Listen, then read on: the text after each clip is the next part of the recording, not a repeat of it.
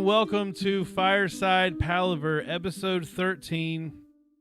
Just gonna say it with confidence. Episode 13. It is 13 though. It is, because it is. Trust me. Trust me, David. I don't want you to stress about it. It's episode 13, all right? I got it. This episode, if you're listening to this on the podcast, we're going to be talking about Brandon Sanderson's new Audible stance and what that can mean for authors, what it means for Brandon Sanderson, and our speculation on it. And then we are going to talk about Wastelands, and then probably in a separate recording, but tonight for me and David, we're going to also talk about 18. And if you're watching this on YouTube, we'll break this up into separate videos, but please subscribe. I've posted a few videos now. We haven't asked anybody to subscribe. I haven't really posted the channel anywhere yet, but we're like in that phase now. So we can get friends. So yeah. See if we can get some more subscribers. So we would really appreciate it. So we've been doing a pretty good chunk of episodes last week or so. Yeah. Yeah. The last couple of weeks we've done a lot of episodes. I've been working from home for the last 2 weeks, and then you've been at home for a while. Working. Yeah. Yeah, well, to be honest with you, I don't know how much work I'm really getting done either the last 2 weeks, because I'm working from home and there's nobody in the office. So basically there's nothing happening. Nothing to do. Right. Yeah, there's nothing at all to do. I had one piece of excitement. So I texted you out of the blue this super depressing text. I was like, but it has a happy ending. Okay. I'll go ahead and tell you that now. Right. I didn't know. I wanted to talk to somebody about it, and I knew that you were like a dog person. So I was like, well, I'm going to text David. But then I was like, this is such a depressing text. But I was telling you that I had to rush my dog to the vet because she had a seizure. And I've never seen a person have a seizure, much less a dog. But just completely out of everybody, we were just at home doing our normal thing. He was just laying down. My wife said she kind of got up and pressed up against her, right up against her, which is not uncommon, but it's not common. It's right. She does that from time to time, but she's not like a lap dog. She always wants to be in your lap kind of thing. If you're somebody new, she does, but for us, she's kind of over us.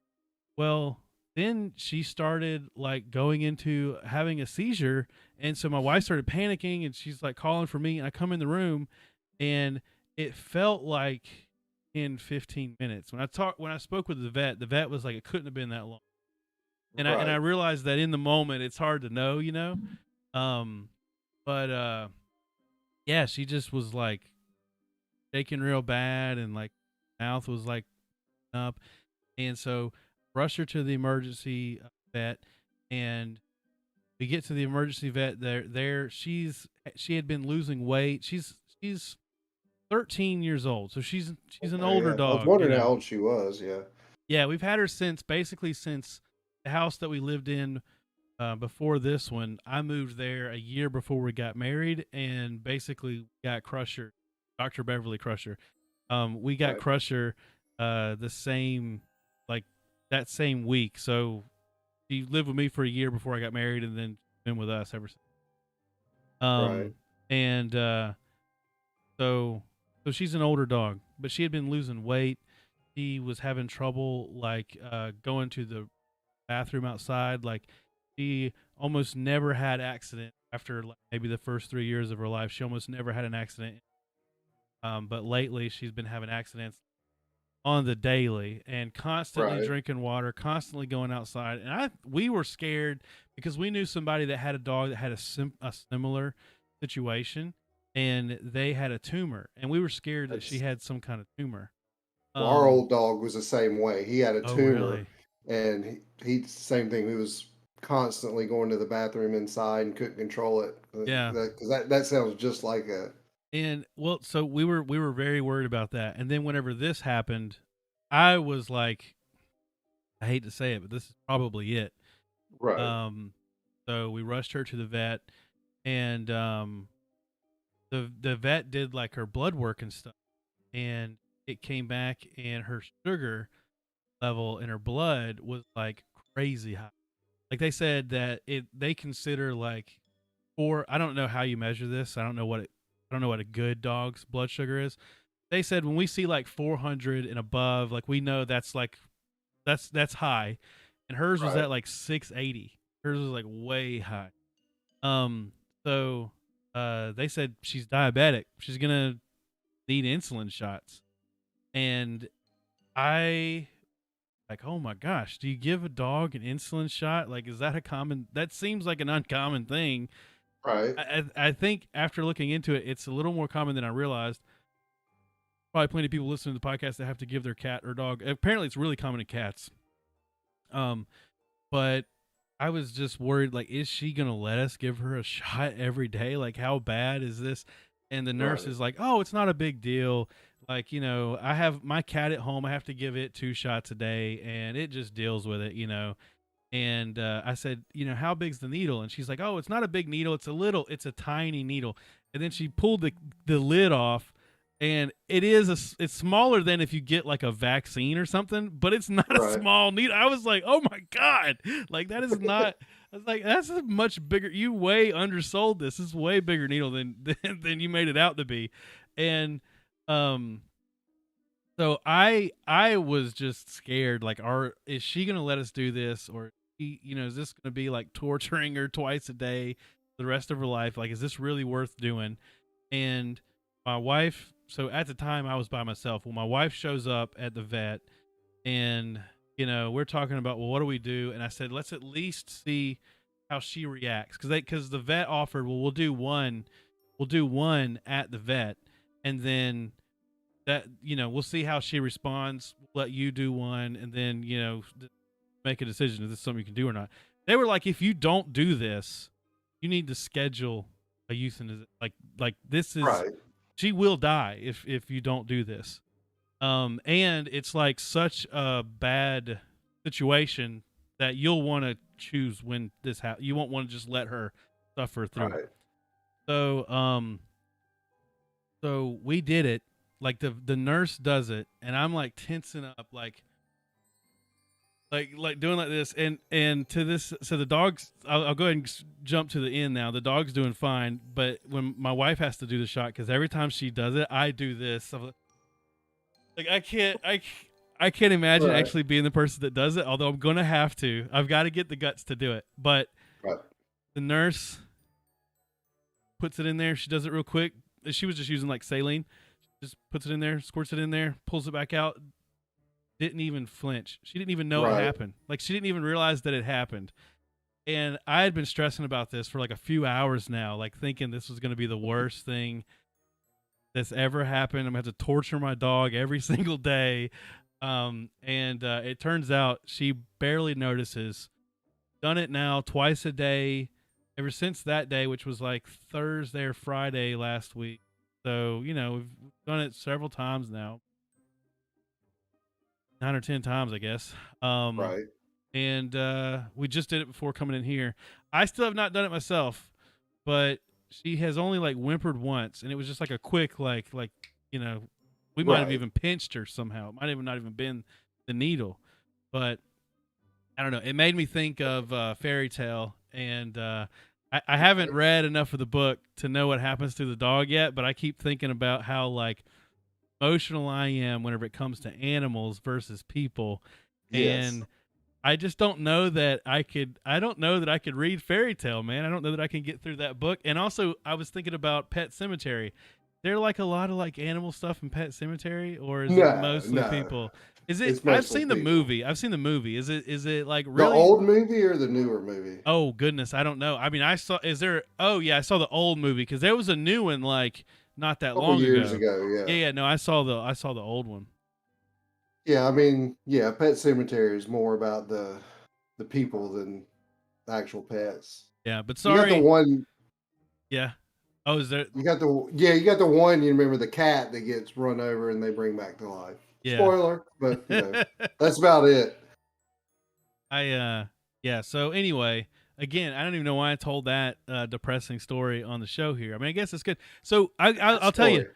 I'll tell you this. Within a matter of hours, not even days, within a matter of hours, she's her old self again. She Right. has not had any accidents in the house. She no longer drinks a ton of water or stands by the door. She is still slimmer than she used to be, but she used to be fat. She is feeling out a lot more. Right. I mean, I can tell that like this vet knew what he was talking about. Like this has 100% turned her around. The scary thing is the vet said that her levels indicated this problem, but he said typically this doesn't cause a seizure. Low blood sugar to an extreme causes a seizure, but Hmm. typically high. So we don't know that this was the cause of that, but I've seen such a night and day difference that I think it Yeah, has it's got to be. Yeah, gotta right. be. I started to call you and say I want to repossess my dog because I gave you a dog years ago. Well, that's Cooper said. I told Cooper what had happened. He's Yeah. like, "Oh, he's like, maybe we should give Marge back." I was like, Yeah, I told Becca that. I said, whenever I texted you, I said I just texted David this like the super depressing text out of the blue, and then I was like, I'm gonna text him back and say, hey, can we get Margot back? um, so let's talk about anything exciting happened with you this week. Anything? "No, not since we last got together, but Yeah, other than reading and watching TV, that's about it." yeah. I've been reading read the first 4 chapters of the first book from the Sanderson Kickstarter. From the Kickstarter. And I think I'm gonna do a separate video about it, reviewing it. If you wanna do it too, I can get you a copy so that we do it together if you want to do that. Otherwise, I think it's a pretty short book. I can get through it fast and do it myself. What I've read so far, I don't think I don't think it's gonna be like another Way of Kings. Like it's like so far it's like a really Disney-esque kind of like love story between these two characters that like are obviously somehow uh Brandon Sanderson and his wife, like these are like very, Okay. like the male love interest is like he's like into telling stories, and the female who's the main character, she is all about collecting cups. And I bet his wife likes coffee mugs or something. Like this is probably some cute thing between them that he's doing here. So, do all 4 of these books tie together, or are they just 4 separate stories? They're 4 separate stories. Okay. Yeah, and I know that one of them was a story that he wrote for his wife, and I think that's what this first book. I'm surprised. Just on the side, I'm surprised Yeah. he has time to be married. This dude Yeah. puts out more. Oh, she works for the content. company. She works for the company, so like she's part of the like Sanderson Right. content machine. It's the only way she can see him. Yeah, yeah. She probably did it just to. It's just the only way she can keep in his life. He's so busy. Exactly. But it's I an was just interesting. It's interesting in that it's like narrated at the reader, like there's even parts where he's like, I bet you're thinking this. Well, don't even think about that yet, because Okay. this isn't the time of the book to be thinking about that. Like it's very like directed at the reader. Almost like, fourth wall kind of thing. Right. But I was looking at their at the Kickstarter page. Yeah. God, they've raised $41,754,153. The That is most- insane. yeah, it's insane. The most successful Kickstarter of all time. And Probably not even close. yeah, probably by a long shot. I have no idea, but I gotta imagine. Cool Insane. Mini or Not has had some really successful Kickstarters. I have no Right. idea what $40 million, what would even come close to that. And the thing is like, I was thinking about this today. So 4 books, $40 million. There's no way he would have made $40 million off of these books had he No, not done probably it not. this way. Yeah, it was the spectacle of this whole thing that Right. that led to this. I mean, I backed the Kickstarter at like the lowest. I did it at the hardcover level, which I think was like either the bottom or the second to bottom tier, because I wanted the hardcovers. and I got the ebooks. I thought I was getting hardcovers and audiobooks. I don't know if I did something wrong or if I Well, just there's an idiot. I the don't know. $160 pledge gets you a quarterly ebook and a quarterly premium hardcover. And then the That's what I did. $220 one gets you Okay. the audio additional. That's what I did Um, then. I probably read it right when I purchased it, but then I built it up in my mind like I was getting audiobooks. Um, but yeah, what I've read of it so far is like, I don't know. I'll get through it and review it for the show. I don't know. exactly. I don't know what's going to change. Right now, I'm just in the beginning. I don't know what's going to change that's going to make it exciting. Right now, it's really heavy love story. So Um, January, April, July, and October. and the January one is behind too. The the actual boxes supposed to come in.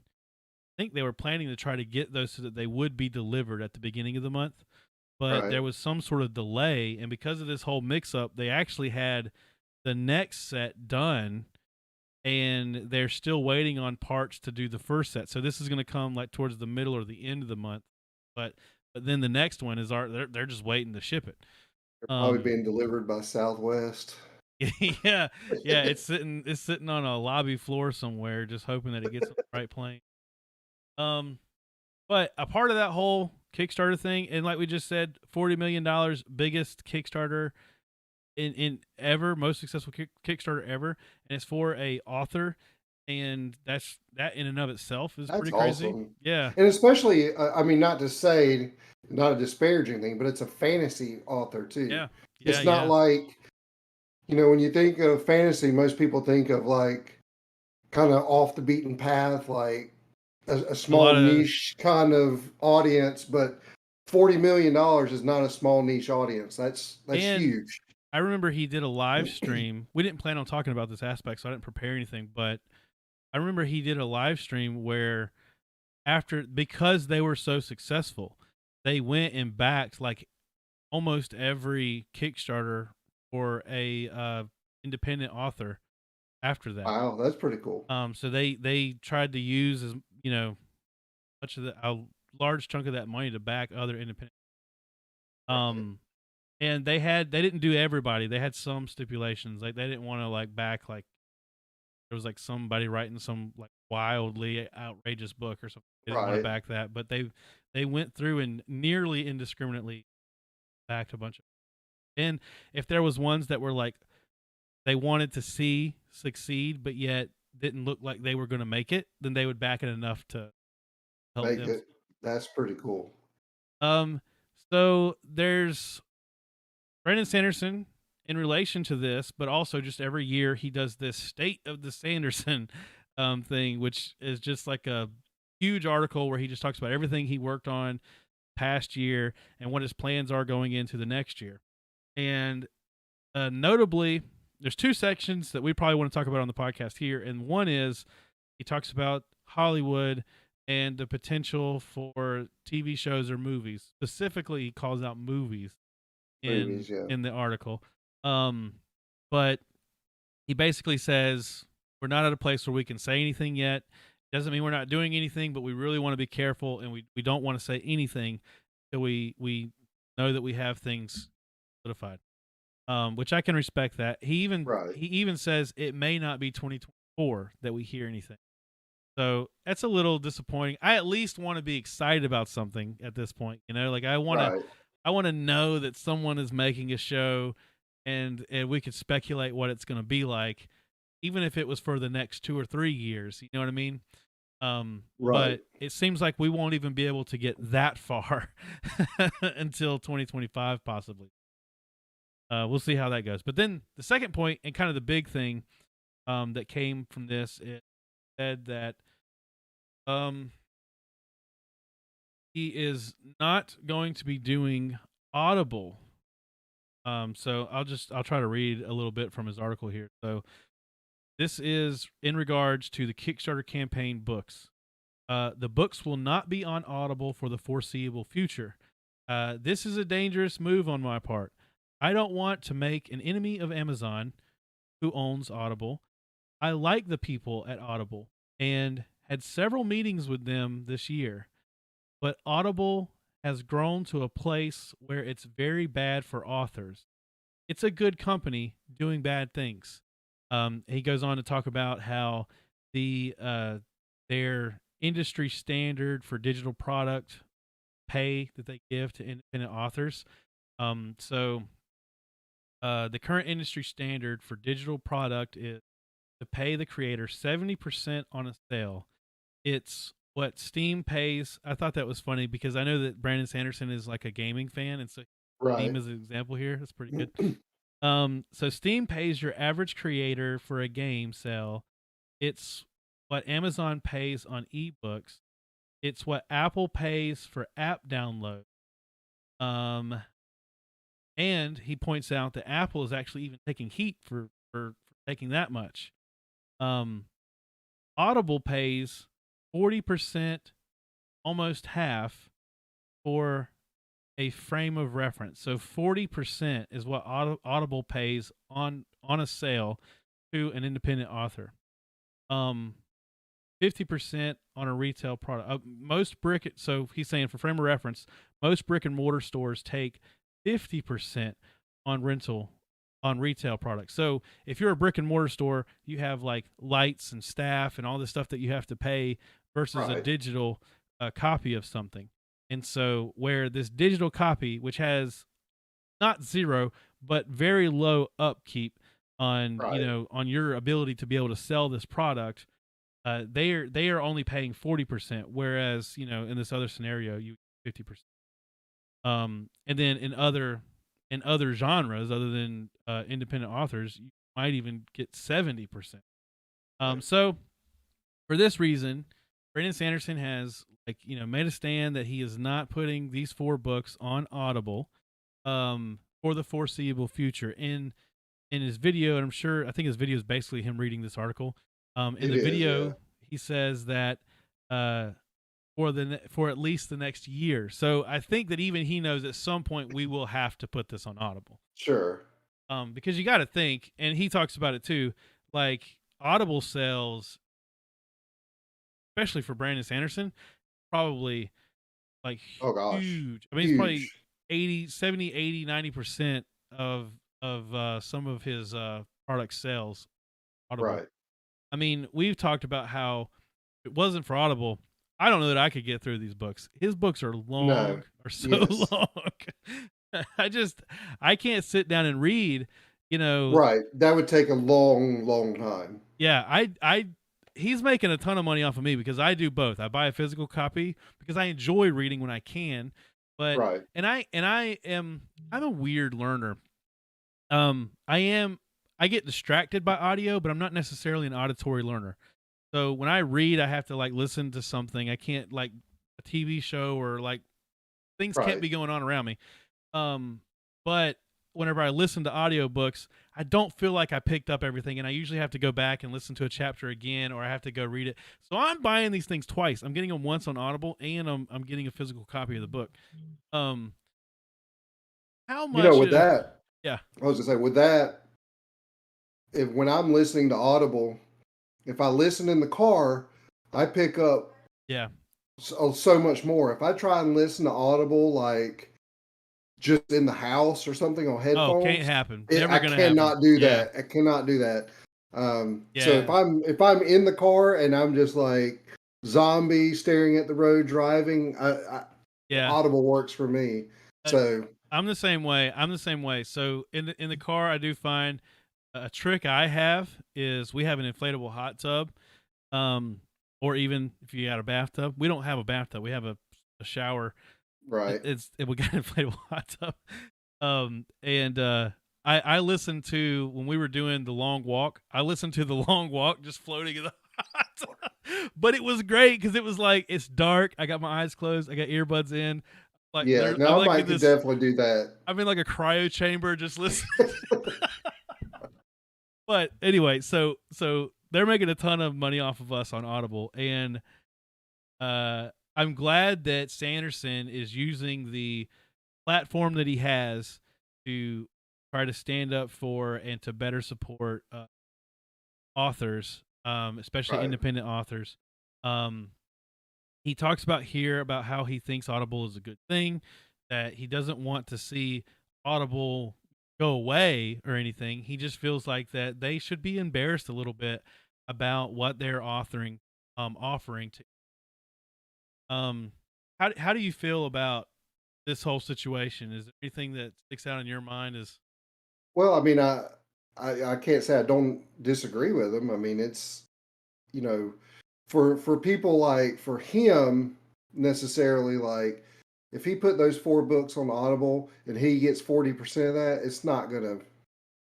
That's not. I mean, not to say it's nothing, but it's not that big yeah. a deal. Well, he's Like already these made big $40 million authors, dollars. exactly. Like Yeah, so, like, but like I really like that he is kind of selfless in this act that he's thinking about these authors because I look at like if you go into Audible and I've always wondered this too like there's a lot of books that are free or Audible created yeah. like works like that are just the authors write specifically for Audible and I've always wondered like how do they get paid through that like what's their percentage like because it's a with free I mean, obviously you're not getting a chunk of that money, but you're probably getting a part of a subscription, base thing or whatever. They're giving you maybe a base pay and then X amount of dollars for every free download you get, or who knows? But I don't know like, how they do that. I wonder if it's a situation with. I knew a podcast back in the day that did a Audible. They didn't actually write a book, but they used their podcast content to make an Audible book. And I don't know how they did this. I don't know if they went back and they because I don't think it was just like they took a podcast and said, "Oh, this is an audiobook." I think they literally took their podcast and then somehow like re-narrated that as a audiobook. I don't know. book. It was weird, but um I mean, I like he with if you're an independent author, you don't really have much say or choice. I mean, it's it is a huge company. They can say this is what we're offering you, take it or leave it. And if he's got a big enough I I background to say, hey, this isn't right, and then more and more people hear about it, that could, I think you those know, people that are doing it for free, it's like exposure. Like right, they like in the case of that podcast, I think that they just knew that like well people on Audible will see this, they'll download it, it's free, and then now they know about our podcast and they'll buy other products or they'll listen to the show or something like that. right, There's probably authors out there that are like, well, I'm not going to make anything off of Audible. They're taking 70%, and I'm not going to make anything anyway because I'm not going to sell enough to make it worth it. So I'll just put it out there for free, and maybe people will download it because of that. Which, by the way, I was going to talk to you about this. I started a free Audible book last night because I just wanted something to listen to, and it was free. right. I didn't want to listen to something we're actually reviewing for the show because I was just trying to fall asleep to something. And I listened to 10 chapters of this book because it was actually pretty It's good. pretty good. Yeah, I don't even know the name of it. I had to look at my Audible account. But yeah, so I think it's just for that. And see, I'm an example of it. I did exactly that, for this particular book. Um but I think that so I'm of two minds on this whole thing. One, I feel like I completely think that what Sanderson is doing is a really great thing, and he's getting a lot of praise for it, and I think it's well deserved. I'm not here to like poo poo or naysay on that, but I also want to say that because of the way Audible works, where you get a free monthly credit where you pick up a book, and it doesn't matter the size of the book, and it doesn't matter, like you just I have used my credit to buy things that I never would have purchased. And Oh, so sure. my assumption is, and maybe I'm wrong about this, but my assumption is when you use your credit, the author gets that 30%, right? Like they get like they made a I sale. would think so. Yeah. I I I don't know if Brandon talks about that in this article at all. But I would assume that's the way it works. And so my thought is, one, you're selling the most on Audible because it's by and large the largest platform. Of Right. course, you're selling way more on there. I can tell you as a podcaster, most downloads come from either the Apple Podcast or from iTunes because it's just by and large that's what almost everybody It- listens to podcasts right. on. Audiobooks, I don't even know. Now Spotify is doing it, and in this article he talks about Speechify, which is a little bit of a different product, but Right. I would be interested in Spotify, by the way, because I have a Spotify app in my car, but I don't have a Audible app in my car. But when Tesla adds Audible, I don't know. I'm not Exactly. interested anymore. But like, I think that people are using the app in huge margins, and that is why Yes. they're getting more downloads there. But I also think it has to do with this free credit thing. I mean, there's a lot of people that would download books on a free credit that they wouldn't necessarily purchase. That For has sure. to translate to more sales, especially if you're like an author like a Brandon Sanderson or somebody smaller than Brandon Sanderson. If you're like an author that's like, you know, somewhat independent, but yet you have like a large amount of popularity, or like right now you're in the hype kind of thing. There's people that would probably try your book out using their free credit Hmm. just because they've heard about you on other booktubers and stuff like that. Um, so I don't know, to play devil's advocate a little bit there. Well, you're getting more money in that sense than just Yeah, from book sales. You're getting, if you're getting a percentage of that credit sale, you're yeah. getting that money plus. I mean, you can still buy the books on Audible, which I've literally never bought a book on Audible. I've only used my I credits. But Yeah, like, me too. I've bought credits. One time I bought 3 extra credits. Every other time I've used my free. well, and the one way that Sanderson helps that too is his books are so freaking Yeah, long I that always get like Sanderson's books on a I credit get because it's the best right. value for your credit. Yeah, Well, reading these last two books, I got a message from Audible. It's like, hey, you've got a lot of credits. And I had 5 credits. So I just yeah, went, I kind of did the same thing. I went in and was like, ooh, that sounds interesting. I'm going to download that one. Ooh, that sounds yeah, interesting. I'm going to download that one. And I went ahead and downloaded the yeah. next Sanderson book And and the Dawn Shard book. So I was like, whatever. so the way I kind of feel about it is like Audible is not hurting for money. I'm sure Amazon is doing fine, and they can afford to give a better rate to their independent authors. On the other hand, I can see why they say that it's worth them taking a little bit more than maybe other similar websites, because they're saying, "Hey, because of our free credit program, you're going to get more sales through us this way." I think if they were to make the threat, okay, we'll do 50-50, we'll do just what a brick and mortar store does, but people have to buy your book, Straight at whole up. Yeah. price. Yeah, that I think that would translate to less money, especially for Right. independent authors. Um, I wonder but how Spotify, I've looked at the Spotify thing. They charge per book. right, I don't think they have, they don't. Yeah, they don't have any special subscription or anything. So, right. like, I'm a Spotify subscriber just because I have it in my, I listen to music on it, but I would pay an extra Spotify fee if it meant that I got like a credit every month the way Well, Audible. right. I Well, would see, I switch you to Audible tomorrow. There's two reasons I wouldn't. One's because I'm insane and I'm a completionist. If I switched to Audible tomorrow, I'd have to go buy all the books you had that I exactly. had in Audible because I want them all in one place. But if I got over that, the other part of me is the fact that they don't do the credit thing. I would switch tomorrow if they did the credit thing. Right. I agree. Yeah, that's I only do the free version of Spotify. So if they offered a Yeah, credit for that, you'd I be would paying. pay Spotify. So I really think that there needs to be, and I think that is the main point of his article here. Is I think there needs to be more competition here. We can't just. It's not good for anybody if we just allow Audible to have all the control all without the control, without yeah. any competition.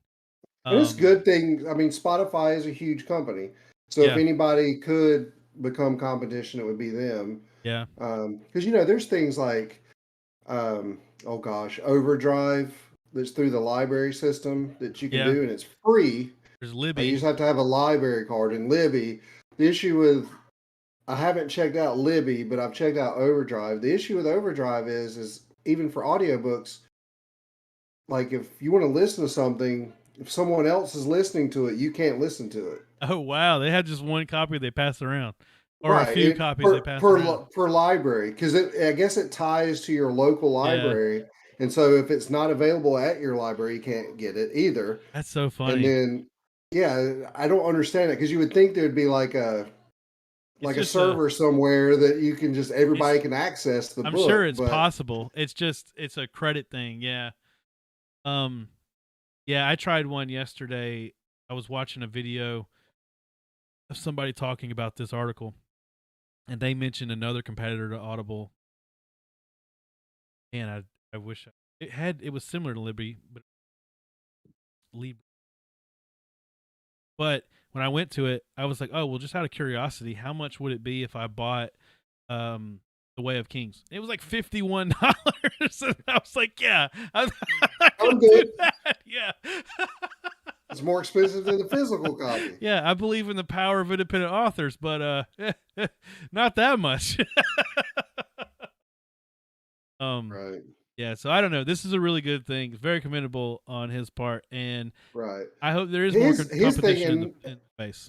the again, not to kind of play him down a little bit, but he needs to get more traction with this. He definitely needs to get some bigger authors involved in this as well, Well, like a Stephen King or somebody like that who has a more widespread yeah. audience. Well, That I that kind can of stab at and say that. yeah, and I kind of think that that's what I think that part of his intention here is to spark that. I think that Right. he I feels get that like too. Yeah. yeah, I think he feels like, and I'm inferring a lot here, so please forgive me, but I feel like he is in a position where he can do it comfortably and relatively safely. He needs Audible, don't get me wrong, Right. but he just had this huge successful Kickstarter campaign, and for these four books, he's already made it. He doesn't need anything Yeah. else out of these four books.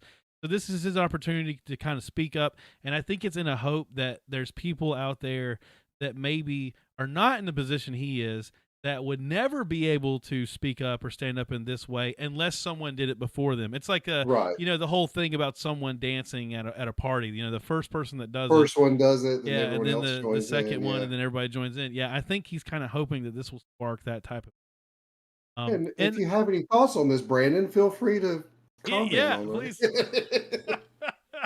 dude. I never told you about.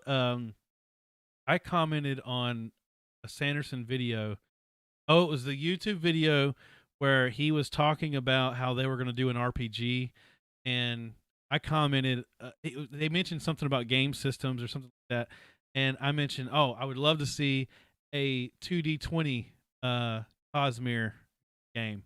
Right. Just that's an RPG system that is very heroic. Like you feel like a hero doing heroic things, and I think it would Right. fit in, um, especially in the Way of Kings Stormlight Archive world. And I got a comment back from an account named Brandon Sanderson. And it was probably spelled like one letter off or something that I didn't Right. notice. And it was like, wow, you're the big winner. Like, what an idea. Just message me on this app and I'll give you your grand prize or whatever. And I was like, yeah. Sanderson's Yeah. not reaching out through his comments and having me download some sketchy app to message. He's probably sitting at home waiting. Why has this guy never gotten back to me? Yeah. Oh, you think Brandon Sanderson's sitting at home like, I told this poor I asshole that he told won. you. I know, right? Hilarious. Oh man. All right. We ready to do the Wastelands? The Wastelands. So I'm not gonna lie, David. I need your help on this one. We read Key and Rose. Right. So Key and if you Rose. go back to our last show, it was basically Roland going through the split mind thing. So now we jump Yeah. to Key and Rose, and you realize that this is Jake, obviously, since the whole section is Jake. But Yes. Jake is having the same issues that Roland had as far as his mind. And his is different, though, which I found really interesting um, in Yeah. the way he does it. Because, like, so with Roland has two distinct memories of his meeting with Jake and then not meeting Jake. Right. Whereas Jake, um, he's Jake's, they kind of describe his home life. He doesn't have a great home life. His mom and dad, or his dad's like a druggie, but he's like a big TV guy, and his mom is a Yeah. druggie that just, I think she's living the high life and she doesn't really care too much about him. right. Oh yeah, the So he's parents they both seem very absent, like they're living their own lives kind of thing. right, They are not neglectful to him. Matter of fact, they have a live-in nanny, or maybe she doesn't live there because she has to take a taxi at the end of her end right, of her scene. But they have a nanny, or like a kind of like a housekeeper lady, who is mentioned in the Gunslinger, in Jake's memory. Um, and the father is mentioned, I think, but never to this detail. We learned so much more about him. right. Um, and But you he's a funny go ahead. character because he's like this like cowboy boots wearing, you know, blue Cocaine jeans, sniffing, yeah, like cocaine addict, like kind of real like almost like a Hollywood playboy type, but right? they're in New York, which I'm guess in this time period, I'm sure there's a ton of those today. There's probably Oh, a ton, yeah, right, but but yeah, so we learn a lot more about his home life where we only kind of got a little bit of a glimpse and making an assumption. like on top of that, of course, is the this section starts out where Jake knows he's supposed to be dead. He's like, I Yeah, know I'm supposed to be dead. And then another thing's like, no, you're here. You're obviously not supposed to be dead. And he's he, he's in school and he thinks people are starting to think he's crazy. He's starting to like kind of show some things. He writes this yeah, his essay that he doesn't remember writing, and it's like this crazy like abstract like thing called, and it's supposed to be about truth. um and in it he mentions like the prisoner and the lady of shadows and Roland and gunslingers and these silly riddles like when is a door, or when is a door not a door when it's a jar. And he talks about somebody named Blaine, and Blaine is a pain. And yeah. Hold on, before we move on from that, yeah. So Blaine is the truth. Blaine is the truth. So Blaine all the time. Blaine is a pain, and that is the truth. I'm pretty sure that Blaine is dangerous, and that is the truth. Who is Blaine? Have I missed Blaine, or is this the first time that he's this is the introduced? first time it's really introduced. Okay, yeah, So because I was when I read that I was like, am I supposed to know who Blaine is, or is this brand new? So I guess that this is is new. this That's is a good. laying of a Okay. train track, as you say, Charlie the Choo Choo thing. Yeah. Like, um, but one of the other things to take out of this whole section too is you get a lot of like mentions of different authors. So like Oh you've yeah. got he mentions lots of books and stories and things of that nature. But what happens is you first learn about Jake and he's going through all this, but then you have a flashback to a day that is May 9th, and Jake's walking to school, and as he's going, this is before all this craziness has started. But he realizes that he knows what's going to happen. He sees things like the hot dog vendor, and he sees like the Yeah. woman that has the across the street with the baby doll in her bag. He knows all this, and he knows that I'm getting ready to die. He's like, Yeah. I know this is happening, but he even makes it a point to say he has no control. He's like, I can just turn around or sit down or whatever, but he's helpless, and like Yeah. the people in front of him split, and he steps up to the closer to the road, even though he doesn't want to, Right. which is really interesting. And then like then he knows he's like the guy he's coming up behind me.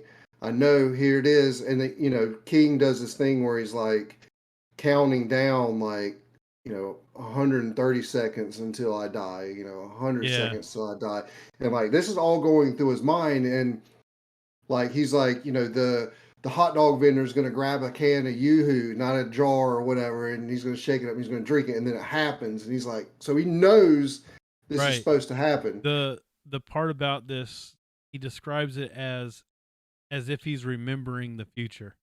So it's like he's Right, remembering something that has happened, but it's going to happen. Yeah, and King even goes so far as to describe the hands reaching out and pushing him into the street. right. And that's kind of the climax of it. Only there was no hand. Um, Right. No yeah, one pushed him. He almost fell into traffic on his own yeah. Some guy because he catches was him and says yeah, like, he's like, "Watch out whoa, there, like hero," or something like that. Yeah, yes. Because he's so expecting it, and then when it doesn't happen, he's like, oh well, maybe I'm just a little bit yeah, weird, being crazy, or it's just whatever. And then when he walks across the street, he makes a point to look down in that lady's bag, and there's the baby doll and stuff in there. yeah. And then he's like, no, this is how it's supposed to be, and all this stuff. Right. So that at that point, that's when the split starts. So like, Yeah, whereas Roland has just two memories, like Jake has a memory of him now, but he also knows, like, what's very interesting is like when he's doing what he's doing in New York, he knows what Jake is supposed to be doing at the same time in Midworld. So like he's like, oh, this is the time when I'm hiding from the man in black when he comes walking by, and he's like, this is the time when the gunslinger guy is supposed to be here. Like he has future memories or side memories that are occurring in real time that he doesn't know about until they happen on the other side, which is yeah. very crazy. That is interesting. I didn't really think about that distinction. One thing I did think about was, okay, it's not just Jake's history that's changed. Like, shouldn't Jake, and we don't, and I don't have to get stuck in this, but like, shouldn't Jake's parents also have two memories? Like one of where their child died and they had to deal with the grief of that, and one where they didn't. Yeah, Um, that's a good question. I wonder like what the ripple effect is. Of like how many people steps away from Jake could also have altered. I mean, Right. obviously, it seems like none. It seems like it just involves the person, um, and that's fine. That can be explained away in this universe. But even if you were to say, okay, well, if it did work that way, I could see Jake's parents, the lady, Teachers and yeah, teachers, and maybe the guy Miss with the Yahoo was like, well, I remember Greta getting a Shaw. Yeah, I yeah, know, right? um, but I remember a kid getting hit here and a kid not getting hit here. yeah, but how much would it Yeah, really change the course of his life other than that moment? right. So like for Jake and for the parents and for Mrs. Shaw, that would be very impactful. But for the people that witnessed it, probably not as impactful. People that are in the building that just hear about it, not impactful at all. It would like kind of ripple out to be like nothing, almost nothing to the rest of the world. But there would be like this group of people, so right in the middle that it would have affected. But all that aside, doesn't seem to matter at all to anyone other than Jake and Roland.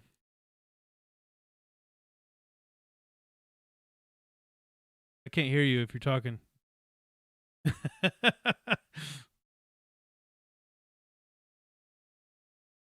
Still can't hear you.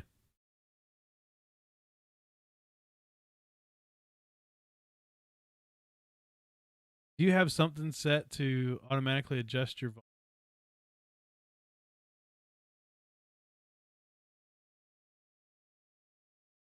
Can you hear me now? Yeah. Yep. That's weird. I did the same thing I did before. Was like clicked on the one that's already selected, and Huh. it just started working again. Well. Anyway, we can edit. We can edit that out if we need I to. thought you were like, But I thought you muted to like fuss at Cooper or something. um, the one thing that's also kind of crazy about this is he has memories of two deaths. So he has the memory of his death by getting hit by the car, but then he also has a Oh memory yeah, of dying in the mountain. And what's also interesting about that is that after he dies yeah, under the mountain, his memories reset back to that day on May 9th and start over again. So it's like a continuous replay of however long it took from the time he got to the way station to the time he right. died.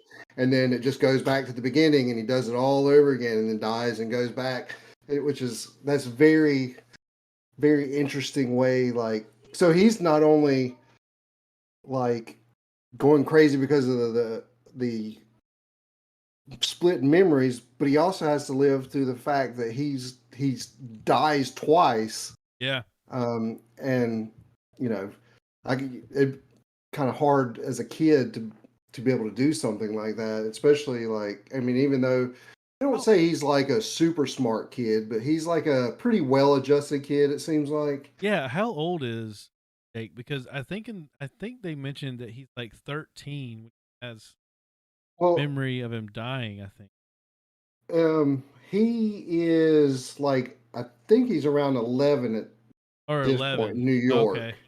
Because he's the way his internal monologue reads, he seems like he's like a teenager. Like he seems Right. way older than He's very mature, and I think yeah, it comes from his parents too, because they've basically been absent from his life yeah, since he was born, and so he's had to kind of do it on his own. So he's probably, just more mature than most kids would be at that age anyway. yeah. Um, See. there's one of the things that King does a lot, and I've seen other authors do it and stuff, but he does it a lot. Is when he's in his classroom and he's freaking out about the essay that he wrote, and he's like, I can't do this. I got to get out of here. Yeah. And like he's like, I gotta go to the bathroom, and he gets up and leaves, and then like King says like, and he never saw Mrs. Avery's classroom again. Yeah. And then like in the chapter, you're like, well, what? Like, so now like He does it he at the dribbles in the, bookstore. yeah, Yeah. exactly. So like he King loves throwing those things in there, just like, hey, this is coming up, something else is going to happen to Yeah. cause this. He, um I thought that part was intriguing too, like, and it was a really good illustration of how he's losing his mind. And the scariest thing about losing your mind is being self-aware enough to know that you right. are losing it. And Jake deals with that a lot too, where he's like, is this it? Is this finally? I finally lost it completely. Like this is the end. And he keeps having these fantasies of his dad having to, pay to put him in the best insane Right. asylum in town and all this kind of stuff. Um, Well, he's a good basket weaver. yeah, I forgot about the basket weaving line. And then the part where he keeps opening doors. I thought that was really Yes. intriguing. He has enough awareness of Roland's world enough to know what happened in the drawing of the three, and he just keeps fantasizing. Although he wasn't present for any of that, but he just somehow is Right. aware of it, and he keeps knowing that okay, I'm going to open this door, and it's going to open into this It's other going to world. open to this other world. Yeah. And the way it's written, Stephen King builds it up like several times. I thought this is it. He's gonna open the door. He's It's going to gonna open the door. yeah, and then it doesn't happen, and then it builds it up again. By like the third time, I'm like, all right, this isn't gonna happen. This is not going to happen. This is never gonna happen. Yeah, and then I thought that was really good, and I couldn't imagine like that is like a real like outside the world of this book.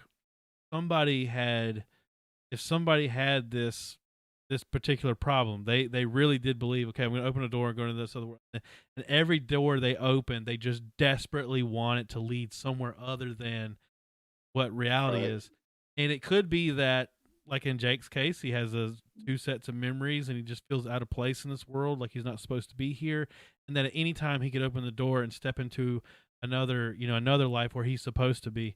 Right. What I find so compelling about that is even outside the narration of this story, I could believe that there is a person that just feels so out of place in their life that they wish that they could open a door Right. and step into another one. Um, yeah, I found all that like super intriguing and super sad. Like I feel bad for Jake, man. Like he's really Right. struggling. He has two voices going on in his head plus his own. So like he argues with himself about like one voice is like arguing that he should be dead, and the other voice is saying that he shouldn't. And at first I thought, well, the one saying he shouldn't is his present mind, but no, he is now a third voice listening Right. to these other two argue with each other. Um, gosh, I mean, yeah, I feel bad for him. I feel bad for Yeah. Jake's character, man. Yeah. He's definitely a compelling character to in this frame, and like you know to put it into perspective that he's like younger than my child is. It's like, wow. Yeah, Like I think of, what would Cooper be like? He'd go somewhere and play video games, um, yeah, but like, so he goes through all this with the splitting memories. He bails on school. He just starts walking aimlessly through New York, going down the street, not really knowing.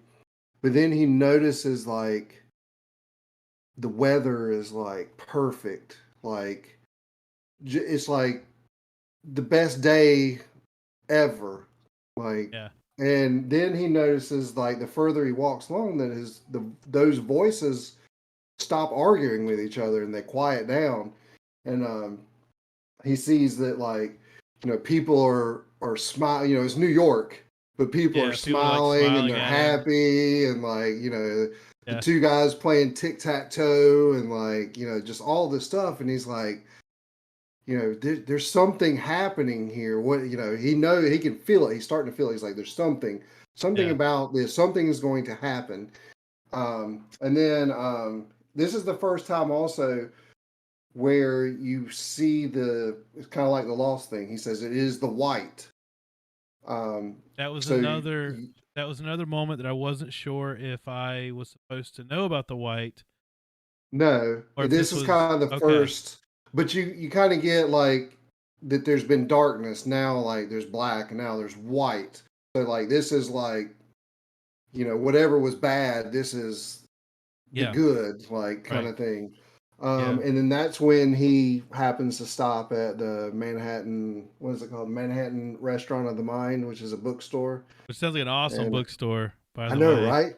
I So wish far, this were a his real book. Yeah, well, a so real far, store. the two stores he's got is the Manhattan Restaurant of the Mind, and then Tom and Jerry's. What is it? Artistic Ellie. Artistic Deli. Yeah, That's another good name for. But so like he feels compelled again. Like yeah, he's got to go into the store. Um, and when he walks in, the first thing he does is go to this table, and there's two books that just stand out to him. And he's like, I got to have this.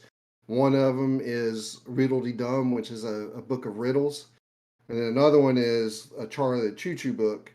Um, and he doesn't know why, but he knows like this is what I'm here for. I was brought specifically to this place for these two books, and I have to have them. And then he kind of goes through, which is also interesting.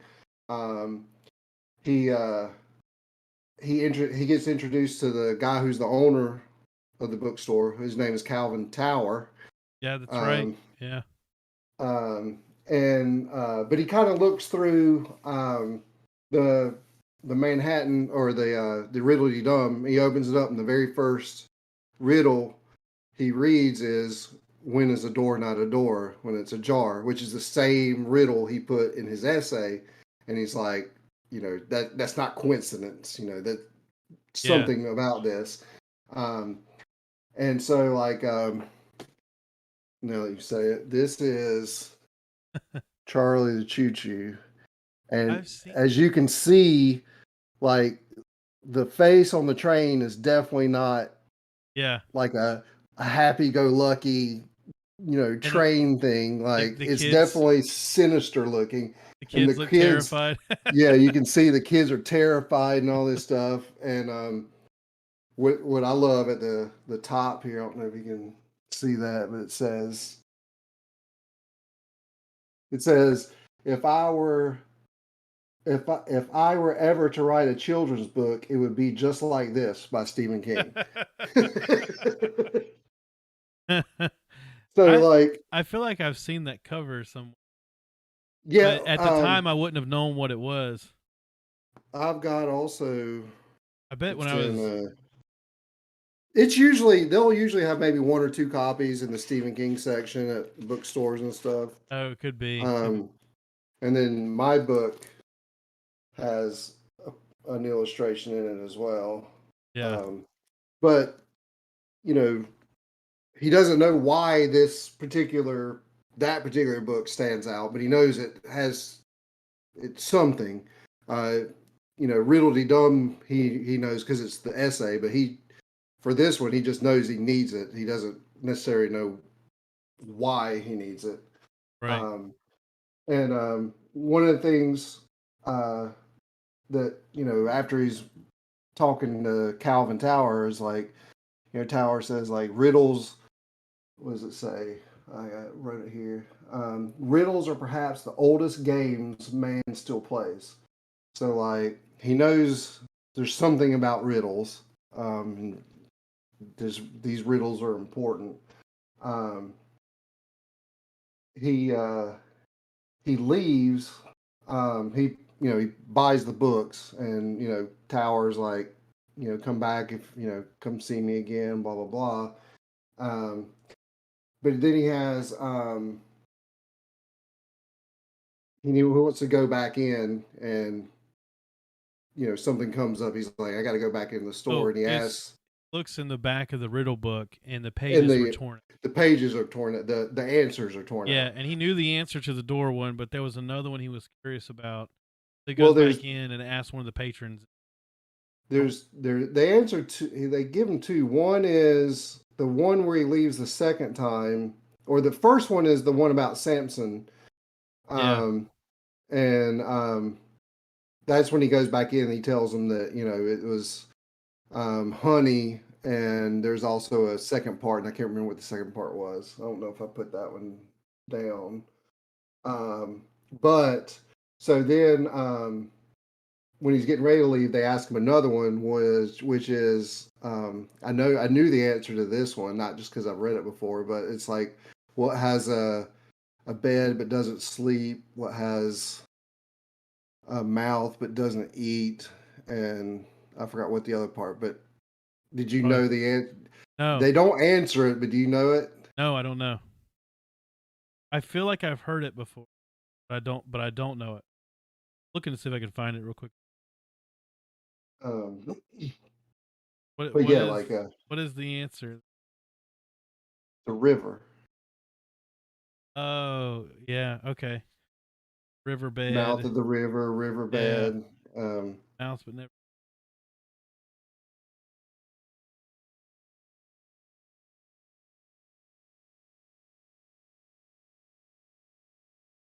But yeah, so like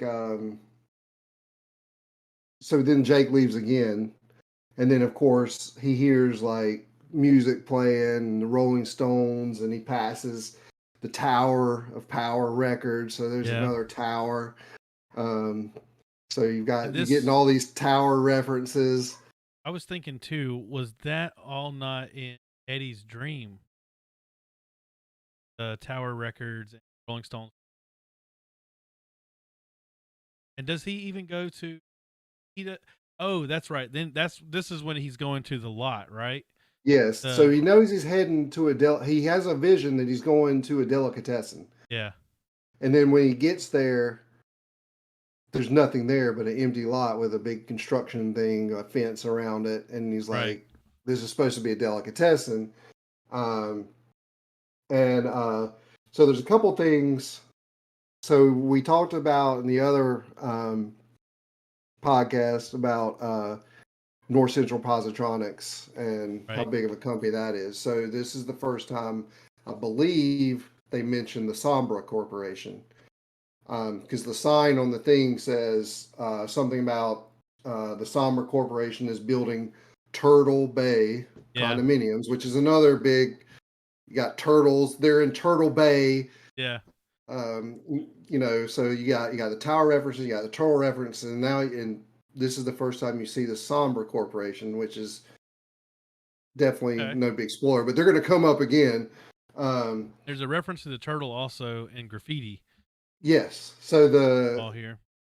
the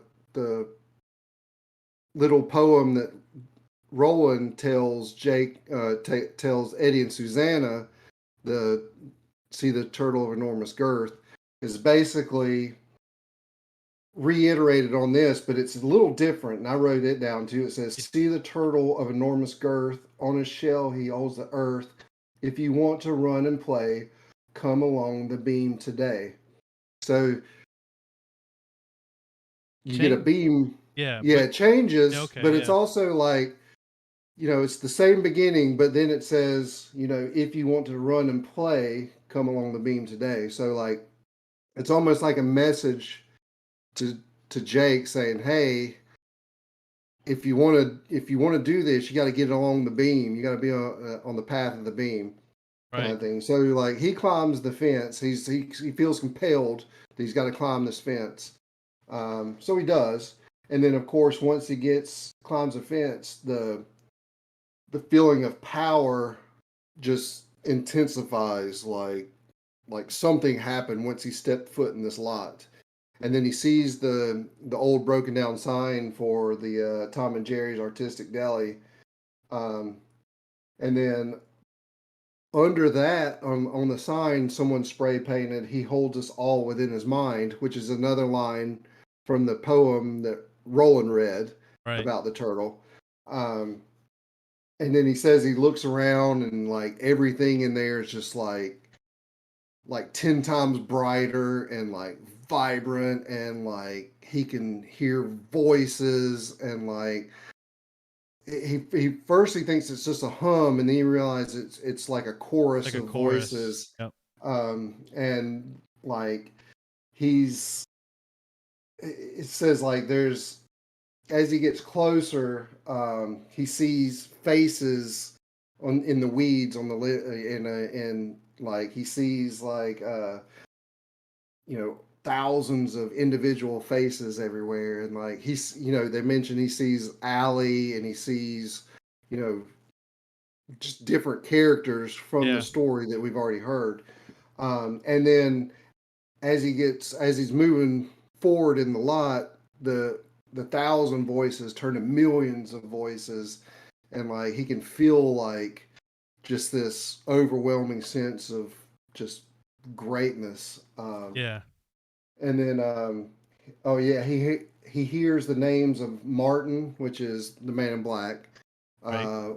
Cuthbert, Yep. Roland, and then he says he heard the voice of Yes, the voice of White, the voice of Always, and they all sang for him, which is like that's kind of cool. Like, and Yeah. but then like he looks and he sees a key on the ground, and Yep. then right behind the key, not too far, is a single rose growing, and he kind of picks up the key, and then when he does it, it says like the voices sing in triumph, like that, he's got this key, and he looks at it, and you notice it's the same shape as the key that Eddie Yeah. sees in the fire. And they even mentioned the little S shape S on is the the end. secret or whatever. Yeah. Right. And so like he's examining this key, and then he finally kind of really takes a look at the rose, and the rose is this vibrant red. It's growing in purple grass. It's just like the most beautiful thing he's ever seen. He's And it says fixated on it. He can't. he's fixated on it. Yeah. He can't look And away from it. He's drawn to it in a supernatural way. Right. And then he says as he gets closer, he's like, I know I can't touch it because if I touch it, I'll pass I'm out gonna, or I'll die yeah. or So it's surely gonna die. die. Like it's Yeah. gonna blow my mind. And then he But he touches it. says, yeah, I know, right? But then it opens up, like the rose opens, and there's like this bright, intense yellow light inside Yeah. there, and he's like, it's the sun. But then Yeah. he says he looks closer, and he's like, it's not the sun, it's all the suns, like It's like many suns. many suns. That Um, that part was really interesting the way it was described because it was like this infinite petals begin to open up and twist and this furnace and these leaves. I was just kind of imagining just like a infinite petals or in this. I could see how they would animate this if it were like a movie or a right, show or something. And then fixating on the sun in the center of it, and it's like I'm picturing like somehow a sun as large as the sun in our solar system is existing within the center right, of this rose, which is in a vacant lot in Manhattan. And then, that spreads out to dozens of suns and this like all the sun. Yeah. right. That's some deep trippy stuff, man. That's some heavy stuff, man. Um, but as wonderful as everything is, Jake also senses that there's something That's wrong. right. That That's true. It was an that uneasiness about it. Yeah. there was an Yeah. uneasiness. He senses that there's something lying behind that is not good, and he thinks Oh, that's when he starts coming like this. I got to protect this rose, like I'll tell you you know. what I thought about in this moment. I don't know that there's any connection to the story, but I thought about in this moment, what if all the roses in the field around the dark tower all have like what if there's an infinite number of universes and an infinite number of possibilities and like all of this is inhabited in this field of roses surrounding the dark tower. Um Trippy stuff there. I like that. Stephen King, you can That's a have good that one for thing. free. I'll toss that one out there Exactly. for you. If you're listening, comment on this. Yeah, Um, Sanderson and King commenting right. on this episode. But yeah, like he knows like that this is like I don't want to say linchpin, but almost like a linchpin type thing. Like that this thing has to be like protected at all costs. He's like, this is a rose growing in a vacant lot in Manhattan where anything can happen to this thing. And but then like he's getting sucked into it and he's not touching it, but then it says like the rose kind of like leaned toward him and you know it, anyway he passes out and then he I thought wakes he up. did. I might have misread that, but I thought he did reach in and touch it. Like he thought he might die, but it was But irresistible to him. I think it was sort of. Yeah, I think he reached in. I think the rose reached for him as well. yeah. Um, but yeah, so he wakes up later and he's like, he doesn't. He's kind of like, oh, what's going on? Where am I? I got blood on me. Like he looks around this lot and it's just like some shabby lot that looks like homeless people are living in. And And it's crazy that the blood was from a brick. right, So obviously it's similar to Susanna. What do you think the relevance of that was? What? I don't know. Yeah, I don't really I don't know know. if there is or not. To be honest, I didn't really pick up on that until you just said something. So that's interesting. Oh, That is so yeah, yeah. because I he don't I says don't know what it means. Yeah, I don't know what it if means, it but was he says if it had a corner on it, I'd probably be dead, but it was yeah, rounded, so like yeah. it just hurt me. Um, yeah, I don't know. That's a good point. I mean, it could. Again, he knows, not necessarily knows Because Susanna, but he knows the Lady of Shadows. So there's there, definitely probably something in there. so narratively, there is it gives the character an out. He could say, "Oh well, I just made all that up because Right. obviously I got hit with I a bumped my brick. head. That was all a dream." But then Right. immediately after that thought, he sees the rose again. Well, and he sees the rose, but like the purple grass, he starts looking around. He's like, Oh "Oh, the yeah, grass. there That was was that was paint just spilled. instead of That was just that's right. spilled paint." Yeah. And then he looks at the rose closely, and like the rose petals are kind of like dying on the ends of some of them and So things like that. I wonder if we can't know this, but I wonder if there was other people that could have seen the rose, but they thought they saw something beautiful and that it had all the sons of the universe, and they saw everything that Jake did. But then, just like in Jake's scenario, the rose gave them an out to disbelieve, and they just disbelieved it. Versus Possibly. Jake said it again and sees it again. And Roland mentions to Jake like, "Oh, it can protect himself. It can It can protect protect itself." itself, yeah. What if that's part of that mechanism? Like I mean, it could be. it's revealing a way to forget about it if you saw it. So you could have seen this rose or something like this, but it also had this otherworldly mechanism to give you an opportunity to think that was all. That was I purple think they grass. he kind of infers too with this whole rose that when Jake is getting closer to the vacant lot and everyone's happy and it's the power of the rose is like Oh spreading yeah, out. yeah, And so like in this particular section, everyone's feeling yeah. this sense of joy and good and everything and Euphoria. Yeah, euphoria and they don't know why. They just know that for whatever reason, I would guess if you could go look at the crime statistics of that section, it'd probably be very low. yeah. Like, um, True. and yeah, I Good mean, point. it could be like, there's no telling how long the rose has Yeah, actually been there. So, I mean, there could have been Jakes previously that have come and seen and then didn't necessarily fit the bill of what the Rose wanted from somebody and then just kind of dismiss them.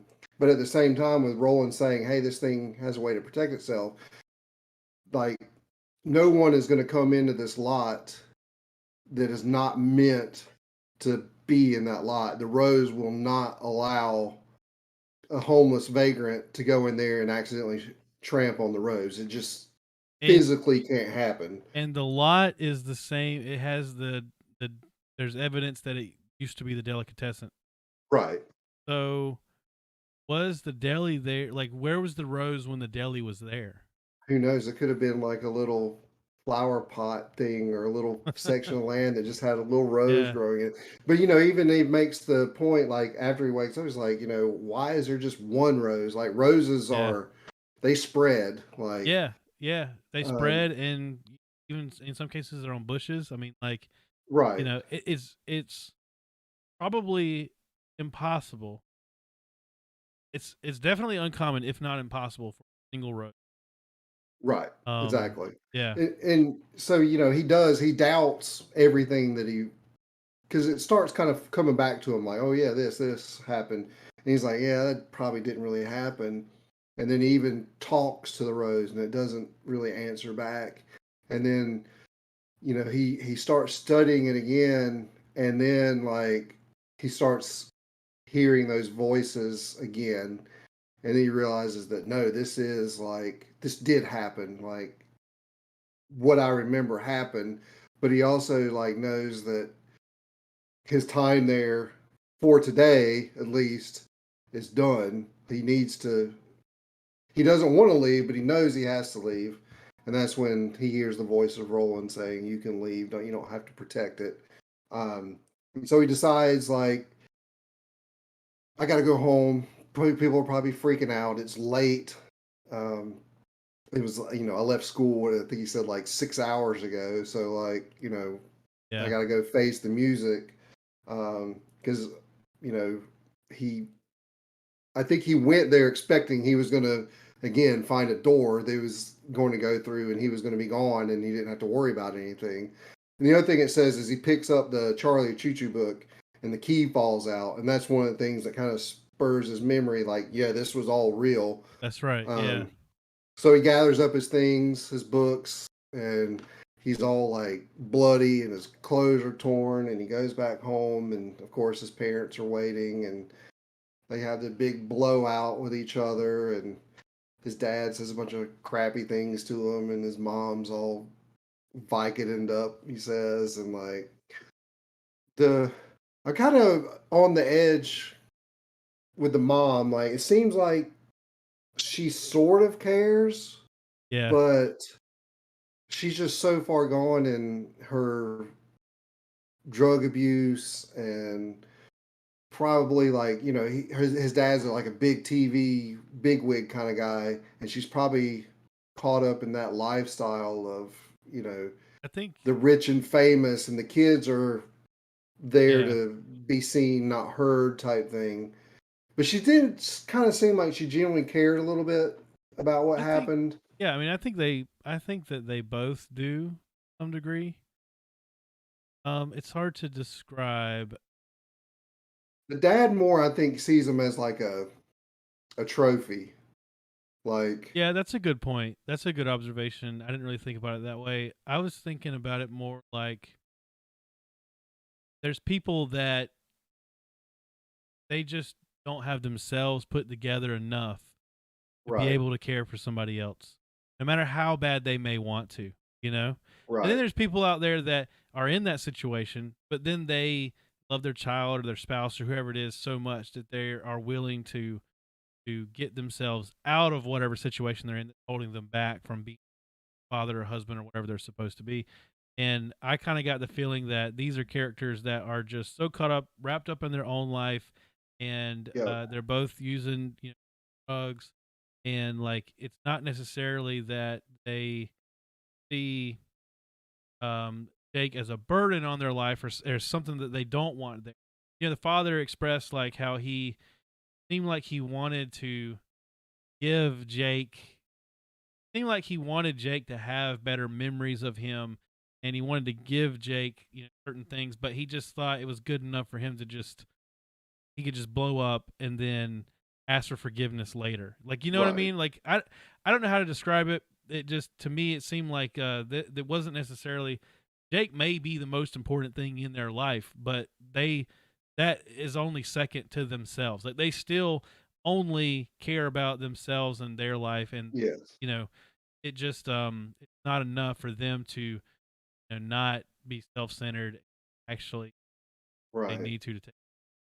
And the big tell about that is like he has this big you know stare down kind of Yeah, standoff with his yeah, dad, and like his dad even kind of like is like, whoa, something's different about yeah. him, and he goes to his bedroom, and then a little while later I mean, Greta Shaw comes in, yeah, and he knows, he's like, I know the reason. I know she's going to have food, and I know she's coming here as an envoy for my yeah. parents because she's basically raised me. She knows more about me than they do, so they're sending her in to You get the real story about what's going on.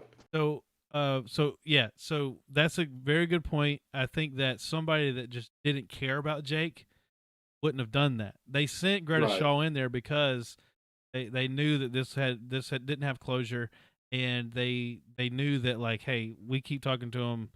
And I'm not saying that they did all that. They needed her to go in there to at least give them peace of mind, I would say and I they think felt they like did it would it for help.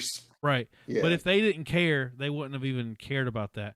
Another Right. example of this in Stephen King's writing is, and I haven't don't spoil anything past the first couple chapters because I haven't read but the first couple chapters. But in Fairy Tale, the dad's kind of this way.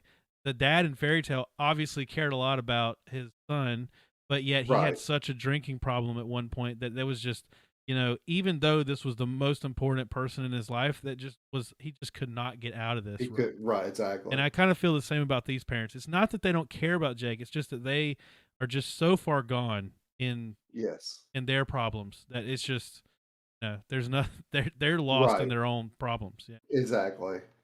Um, but yeah, I mean, so like she comes in and she's like, "What's going on?" He's like, "Oh, just I just it was the exams. I got overburdened. I kind of freaked, and so I left. And then like I tripped over a UPS cart and yada yada." And what's interesting too is they've mentioned it a couple times that Jake doesn't really have friends. He has friends, but not like friends. Yeah. And he's like, she is probably his best friend, Yeah. and she is only doing this. And King even kind of like spells out she's only doing this because it's her job. She's getting paid Yeah. to do this. She cares about him, Right. but like, you know, this is I'm only here because I'm being paid to be here too. That's Um, that's interesting because it's similar to the parents where exactly. he's important to her, but it's still secondary to something else, which in her case Right. is employment. You know, doing this business. Exactly. I like the way the moments with her was like within a look. Stephen King would describe like a whole paragraph about what that look meant, you know. Right. But it was totally like I understood. I could picture the look in Exactly. my mind that she's making that says that. Yes. Yeah, and it was a lot of things like, hey, they sent me in here, and like I care about your well being, but I'm also only doing this because they. You don't have to tell me the truth, you know. Like, Right. I thought that she came off as I don't know what the word is. I don't know if endearing is the right word, but I thought she came off as like I think in some ways I might would be like Mrs. Shaw. I think in a lot of ways I am a lot like Mrs. Shaw. Like I can remember working customer service Best Sure. Buy and like there's certain things that it's like I have to ask you. You know what I mean? Right. Exactly. Ultimately, I want what's best for you, but also I'm just getting paid by the hour and I have to Right. ask you these And questions and you I'm got to gonna sign this paper. right. I care about you right now, but as soon as you leave this counter, Yeah, I don't care no more. you know, I don't care. We're like, you know, I'm on my way home, whatever. Um, but yeah, so like during all this, she's like, oh yeah, because they mentioned before that the French teacher had come by Yeah, and he had left something. So she goes and comes back, and when she comes back, he sees that she's got his English essay yeah, in her hand, and he starts freaking out all over again. He's like, "Oh my god, the thing that started this whole thing!" And so he reads there's a envelope on top of it, and he reads that from his French teacher, like basically saying, "Hey, you know, we all care about you. We understand that you know things happen. Don't worry about it." You know, really this this was like nice, the kindest person in his life the so far. kindest person. Yeah, exactly. I mean, I could Um, and I could. It was a really good job of writing the letter because, and Jake says it too. Like I could totally read between the lines on what the teacher, even to the right, point that he may be throwing some shade on the parents. You know, like I felt like he's like saying like, "Hey, I realize you're going through some things that maybe you can't talk to anyone else about, and I just want you to know that we all like you, and we want you to succeed, and feel like you can come talk to me about anything." And right. you know, like yeah, that He his even says he almost cries reading it, like you yeah, know he's yeah. he's overwhelmed by it. But He then you know the most important thing is he's like you know not he just wants to see like because he knows the craziness of his essay with yeah. you know This well she says in the thing so he opens it up and he got an A+ on it and she's like going off on how great this essay is yeah, and it's like a stream of conscious type thing and like comparing and you know the whole yeah. the truth thing and all this and she's like you know this blows me away and So he's been so worried about it he like laughs like yeah. uncontrollably which is kind of funny too. So the whole thing there, do you think that she was being 100% truthful, or do you think that she was kind of doing what the other teacher was, saying like, "Hey, you're not in trouble. This was really good." You know, I I don't, think I don't know. maybe a little bit of both. I think she is reading way too much into Yeah, his things. yeah, You know, because, and not to say, but like English people are kind of like that. Like yeah, they look for meanings and all kinds of stuff. And even one of the things that Stephen King is kind of in some books, and he even says it himself, is like, you know, sometimes a story is just a story. Like there's not always meaning to everything. yeah. And I think this is obviously this has a lot of meaning, but she has no idea what the Oh real yeah, meaning yeah, is. yeah, yeah, Um, but she finds things that you know kind of stand out, and she's making references, and I think she wants to believe that he's like some you know I don't know what like just awesome English like you know like kind of the next coming of yeah, literary some great savant of some like kind. literary savant type kind of person. And I think she also wants him to know, that yes, we all like, because her little note said we all care again and all this stuff. I really But thought you know, I really thought this was like a strangely like rewarding and sweet moment for the rest of this, for the previous two books. Even like this is right? probably the most like wholesome thing that's happened in any of these books so far. Yes, yeah, Um, exactly. and it kind of like for a moment made it hard for me to think the best thing for Jake is for him to even try to go to this other world. Like, I mean, maybe he should just learn to be happy here. You know, like that's what this moment kind of led to me. Was like, man, like, and here he is gonna go through a door some way For or it to get out of there. dive head first into a rosebud and then Yes, end up in some other world. I think he, you know, I think he still thinks of his parents as, even like the way he played. Not really. I mean, he kind of played Greta Shaw, like with what happened. I think he did that and said what he did. Again, we said earlier to placate them, so that, because as soon as they found out that he was just under stress from exams and just had to, get out, it kind of gave them an out of, okay, now we don't really have to worry about him again. Like we can get back to our normal lives. Yeah, And the dad, again, more than the mom, as soon as he found out, he was like right back to his office with the alcohol and the cocaine and all that stuff. And he was like, oh, and one of the things he mentioned earlier too is his dad never says his name. He's always the kid. yeah, Like, and he's like, oh, the kid's fine. And so like it gave Jake another reason in that way to say this is not where I'm supposed to be. Um and so he's doing what he needs to do in this moment to get them off of his back, and also to reinforce the idea that, hey, I'm better off somewhere else. Even if he not necessarily would be, it's another thing to convince himself that it yeah, is. Um, but yeah, so he starts. He's reading this thing, and there's another interesting thing in her comments about it, and it's she mentions Robert Browning's poem, "Child Rolling to the Dark Tower yeah. Came." I thought that was Um, interesting they brought that up, and I yeah, know and that in so real life that's what Stephen was an that's one of inspiration. the inspirations. Yeah, Yes, and again, that's another like author thing. Like if you ever read more King, like authors are big parts of his story. So like that's another like, um, and I've read that. It's been a long time, so I can't really remember much of it, but I can sort of get yeah, where he's coming from with that, but it's an old poem, so it's when you read it, you yeah. kind of like that's kind of weird. I But read it uh, after. I read it either before or after we did the Gunslinger.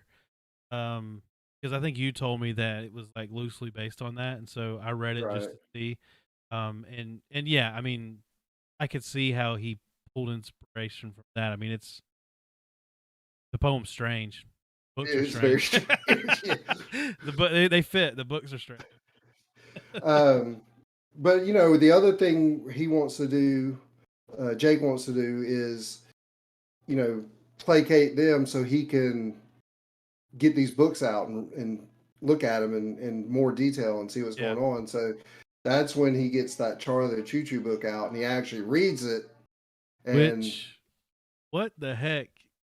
That is the strangest. If this were a real kids book, what the heck kind of kids would right, be reading this strange book? and Mrs. Shaw even says, "Hey, oh, I remember that book." Yeah, And you're like, really. Yeah. so apparently in that world, it's a pretty popular kids book. But then, like, the story and the illustrations are different. Like kind Yeah. of the story is like this feel good story, and like he even mentions like with a lot of kids stories you have the happy and then something bad happens and then you get the happy ending. Yeah. Um, but in Jake's mind, the whole time he's reading it is like there's something wrong with it. This isn't right. Like Yeah. yeah, at the end, they get retired to an amusement park to pull kids around. He's like, the train looks demented.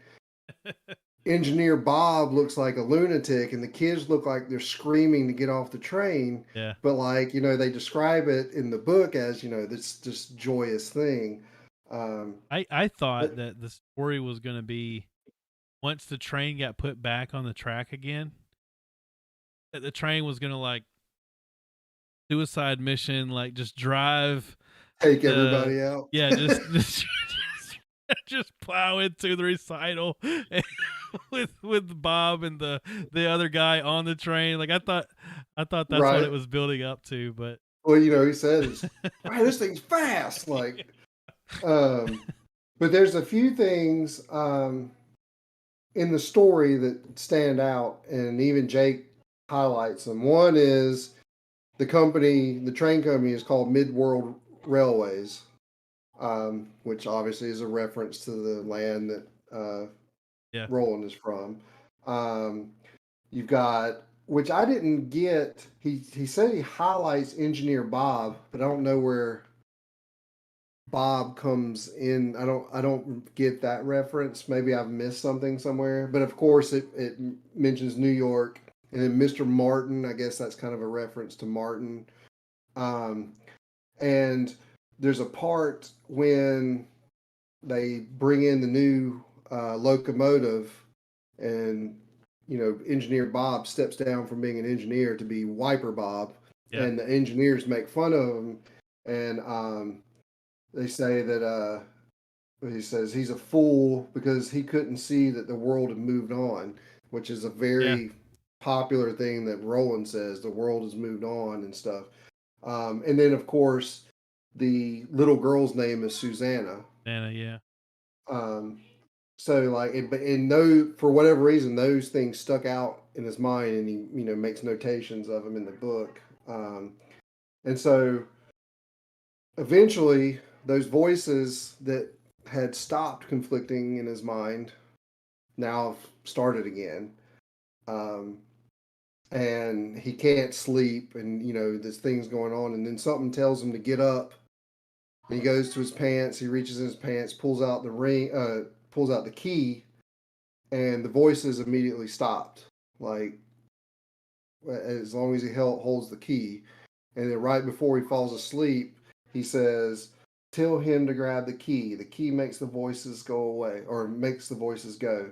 So he's, even though he doesn't know it, he's subconsciously telling somebody to tell Roland to grab the key, and the key make the voices go away.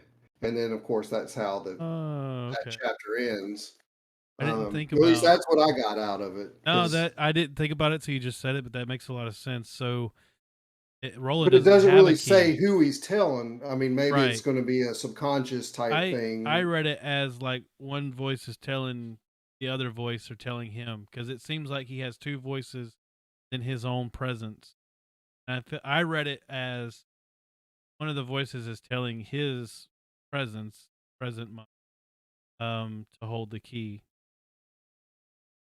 But what you said makes more sense. Um, somehow trying to tell Roland, no, this is Jake that did not die. Only he has the memories of the Jake that died. But so this Jake has never really met Roland, but he feels like he has this. He Right. heard Roland's voice in the vacant lot.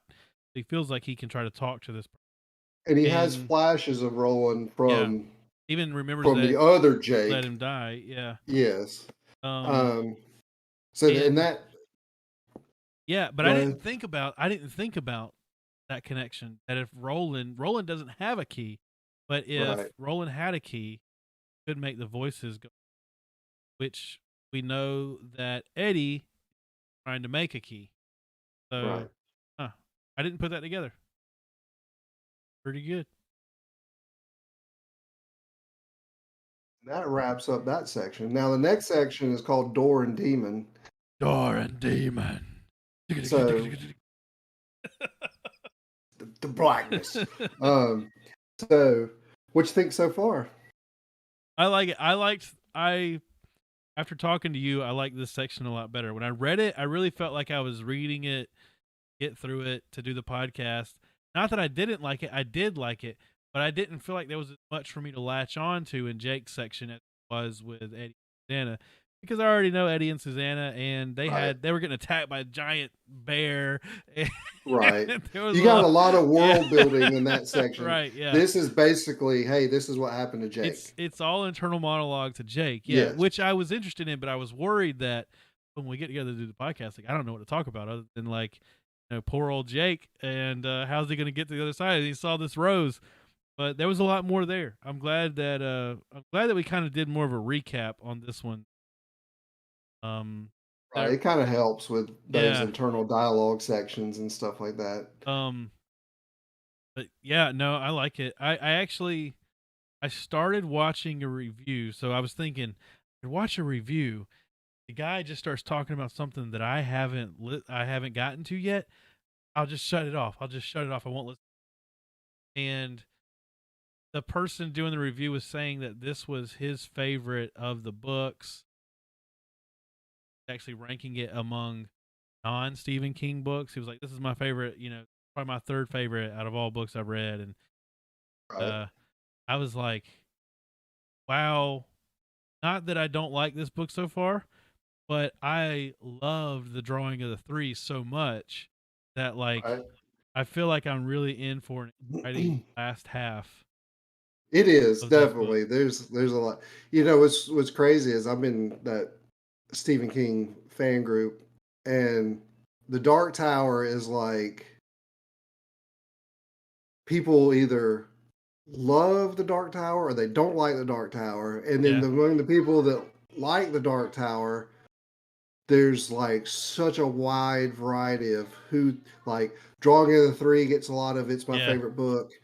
The next book after this gets a lot of love. This book gets a lot of love. Like it's amazing the spectrum of what people like as far as this series. We didn't mention it in the last podcast, but in the first section, Roland has some he says oh, that person wants to kill me, probably because I stole the most important item and I was thinking, I bet that's the book where we get his flashback and his backstory. I bet that's what that's going to involve. I forgot to bring that up during the last section. I like it. I like it so far. The series is not what I thought it was, but I'm pleasantly surprised. I like it a lot. And so far, the Drawing of the Three is my favorite because I think the reason why it may turn out that Wastelands is technically a better book, while the Drawing of the Three for me was just such a surprise. Like, I read the Gunslinger, especially after the first book. Yeah, right. Yeah, I read the Gunslinger, and I was like, all right, well, I'm in for more of that. And then I started the Drawing of the Three, and it's like, okay, none of that.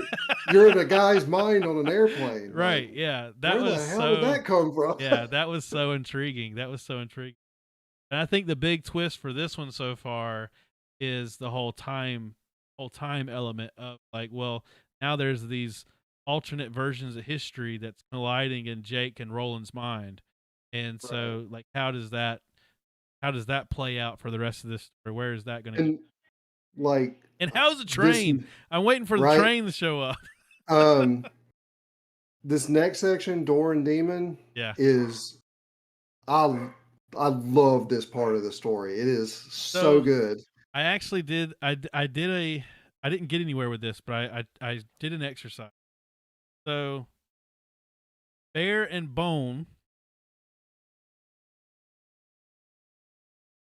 Bear is to Bone. I was trying to think of Bear is to Bone as Key is to Rose as Door is to Demon. So, bones are in bears. Roses are not in keys typically. Rose is the key to everything. Yeah, I don't know. I'm trying to think of what Door and Demon. So here's my thing. So you've got Bear and Bone. I just Bear and figured it bone, out. you have the bear, and then you have the jawbone. Yep.